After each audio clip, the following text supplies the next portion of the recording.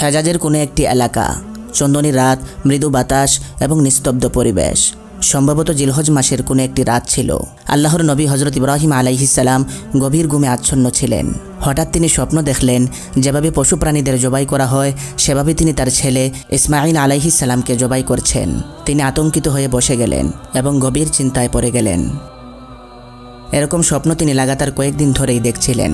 তাই ইব্রাহিম আলাইহিস সালাম বুঝে গেলেন যে আল্লাহ তাআলা তাকে বড় ধরনের কোনো পরীক্ষা করতে চাচ্ছেন।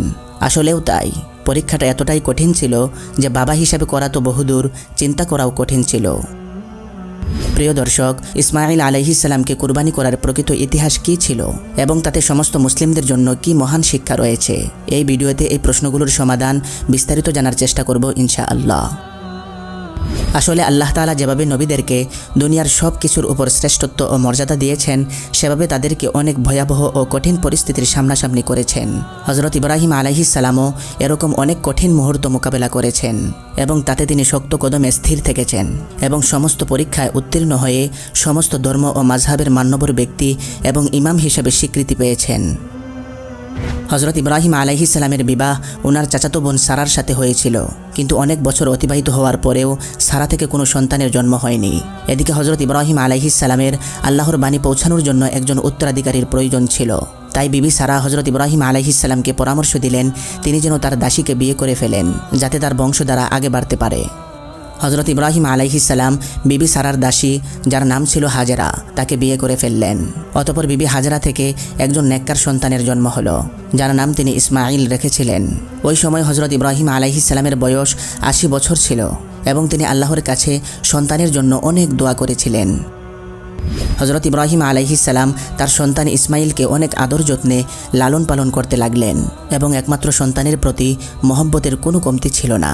কিন্তু আল্লাহ তাআলা হজরত ইব্রাহিম আলাইহিস সালামকে নির্দেশ দিলেন তিনি যেন তার বিবি হাজেরা এবং সন্তান ইসমাঈলকে আরবের পার্শ্ববর্তী উত্তপ্ত মরুভূমিতে রেখে আসেন। তাই ইব্রাহিম আলাইহিস সালাম তার বিবি ও সন্তানকে মক্কায় মরুভূমিতে রেখে আসেন এবং তিনি প্রতিদিন বিকেলবেলা এসে বিবি বাচ্চাকে দেখে যেতেন। এভাবে দীর্ঘ 13 বছর অতিবাহিত হয়ে গেল।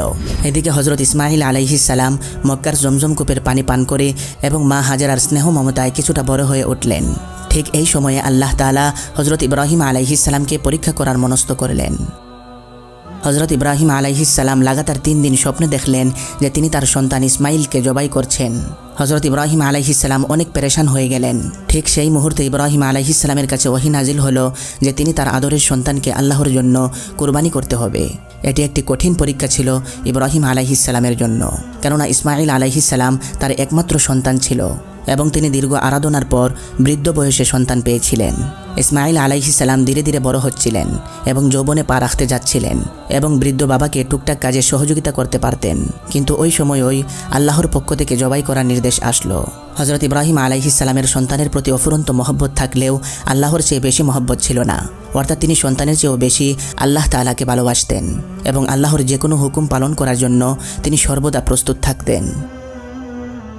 হজরত ইব্রাহিম আলাইহিস সালাম মন শক্ত করে ছেলের কাছে স্বপ্নের ব্যাপারে বিস্তারিত আলোচনা করতে গিয়ে বললেন, হে আমার সন্তান, আমি স্বপ্নে তোমাকে নিজ হাতে জবাই করতে দেখেছি, তুমি এই ব্যাপারে ভেবেচিন্তে আমাকে জানাও। হজরত ইসমাঈল আলাইহিস সালাম বললেন, আব্বাজান, আপনি তাই করুন যা আপনাকে নির্দেশ দেওয়া হয়েছে। আল্লাহর ইচ্ছায় আমাকে আপনি ধৈর্যশীলদের একজন পাবেন। তাই পরদিন সকালে হজরত ইব্রাহিম আলাইহিস সালাম বিবি হাজেরার কাছে তাশরিফ নিলেন এবং বললেন, ইসমাঈলকে গোসল করিয়ে সুগন্ধি লাগিয়ে দাও। বিবি হাজেরা ইসমাঈলকে গোসল করিয়ে সুগন্ধি লাগিয়ে তৈরি করে হজরত ইব্রাহিম আলাইহিস সালামের হাওয়ালা করে দিলেন। অতঃপর পিতা তার ছেলের হাত ধরে ছুরি এবং রশি নিয়ে জাবালে আরাফাতের দিকে হাঁটতে শুরু করলেন। কাবা শরীফ থেকে কিছুটা দূর যেতেই অভিশপ্ত শয়তান এই মহান কুরবানিকে বাধাগ্রস্ত করতে চাইল।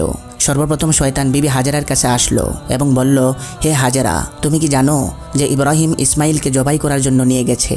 বিবি হাজেরা বললেন, এটা কিভাবে সম্ভব যে বাবা তার ছেলেকে জবাই করবে? শয়তান বলল, হজরত ইব্রাহিমের কাছে আল্লাহর পক্ষ থেকে নির্দেশ এসেছে যে তুমি তোমার ছেলেকে কুরবানি করো। তখন বিবি হাজেরা বললেন, হে লোক, তুমি শোনো, যদি এটা আল্লাহর হুকুম হয়ে থাকে তাহলে আমি এবং আমার সন্তান উভয়ই সন্তুষ্ট আছি।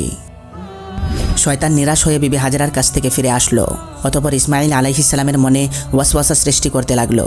তার নিকট গিয়ে বলল, তোমাকে তোমার পিতা জবাই করার জন্য নিয়ে যাচ্ছে। হজরত ইসমাঈল আলাইহিস সালাম জবাবে বললেন, কেন? শয়তান বলল, ইব্রাহিম মনে করে আল্লাহ তাআলা তোমাকে জবাই করার আদেশ দিয়েছেন। ইসমাইল আলাইহিস সালাম আবারও জবাব দিলেন, যদি আল্লাহ তাআলা আমাকে কুরবানির জন্য কবুল করেন তাহলে আমার জন্য এর চেয়ে সৌভাগ্যের আর কিছুই নেই। এরপর শয়তান হজরত ইব্রাহিমের অন্তরে ওয়াসওয়াসা সৃষ্টি করতে লাগলো।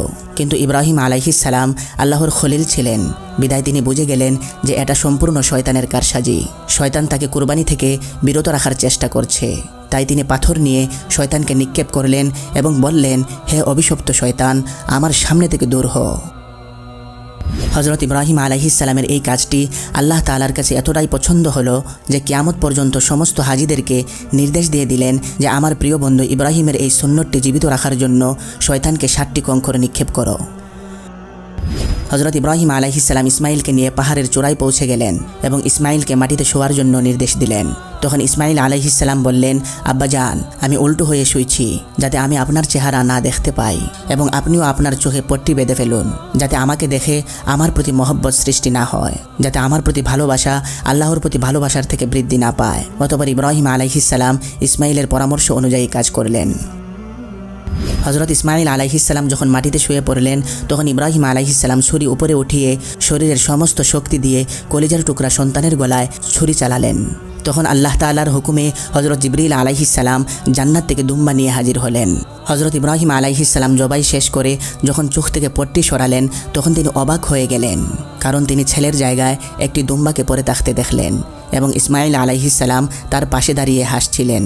তখন আকাশ থেকে অদৃশ্য আওয়াজ আসলো, হে ইব্রাহিম, তুমি তোমার স্বপ্ন বাস্তবায়িত করে ফেলেছ। নিঃসন্দেহে নেককার লোকদেরকে আমি এভাবেই প্রতিদান দেই। প্রিয় বন্ধুগণ, যদিও আল্লাহ তাআলা হজরত ইসমাইলের জীবন বাঁচিয়ে দিয়েছিলেন, কিন্তু এই ঘটনা দ্বারা হজরত ইব্রাহিম আলাইহিস সালামের আল্লাহর প্রতি কতটা ভালোবাসা ছিল এবং আল্লাহর হুকুম মানতে তিনি কতটা কঠিন ছিলেন তার সুস্পষ্ট ধারণা পাওয়া যায়। কারণ হজরত ইব্রাহিম আলাইহিস সালাম শুধু তার সন্তানের গলায় ছুরি চালাননি, বরং তিনি তার কলিজায় ছুরি চালিয়েছিলেন, যা শুধুমাত্র আল্লাহ তাআলার সন্তুষ্টির উদ্দেশ্যে ছিল। আর এই কারণেই আজ প্রায় 4000 বছর অতিবাহিত হয়ে গেছে, কিন্তু ইয়াহুদি, খ্রিস্টান এবং মুসলমান সব ধর্মের মানুষই বাপ বেটার এই কাহিনীকে শ্রদ্ধাভরে স্মরণ করে, যা আল্লাহর আনুগত্যের ইতিহাসে স্বর্ণাক্ষরে লেখা আছে এবং কিয়ামত পর্যন্ত থাকবে।